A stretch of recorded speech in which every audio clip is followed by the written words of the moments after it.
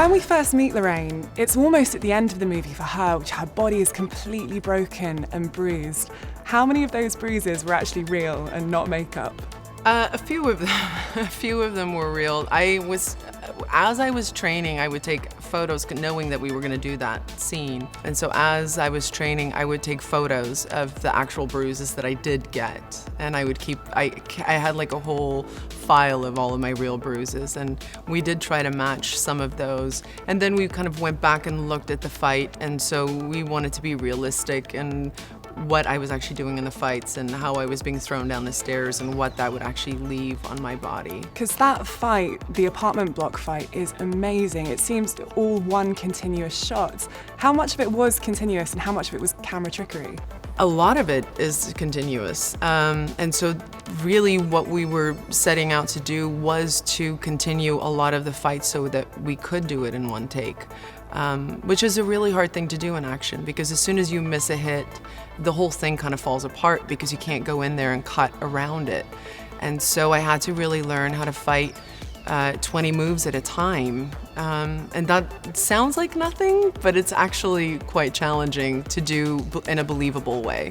But it's interesting because you've got a dance background in ballet, and I find that fascinating because ballet is all about physical storytelling and telling things without speech. Did you draw on any of that in terms of the storytelling within the fight scenes and the choreography? Very much. I think that there is still a part of me that is very much a dancer, and I'm fascinated by storytelling through the physical. And I think this part of my career, I've been really trying to actually put it in my work.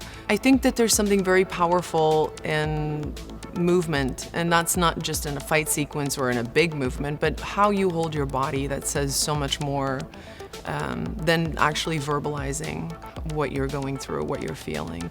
And so that part of acting and the leftover of my dance career that's kind of bled into being an actor is something that I think I've always still held on to a nostalgia about it. And so I was very happy to get to explore it to this extent in this film because a lot of this film is just being told through the physical. Absolutely, and it's what makes it stand out. It's been compared a lot to, say, Bond or Bourne, but the action sequences feel so much different because there's so much being told. Action is being used as a narrative device. Yeah. Like, how would you say that Atomic Blonde is shaking up the action movie genre? I think that this is the first time that we've seen a woman kind of step into this role to this extent where we really are not kind of holding back and we're not having the story kind of over-explain that she's a woman and justify why she's a woman in this position.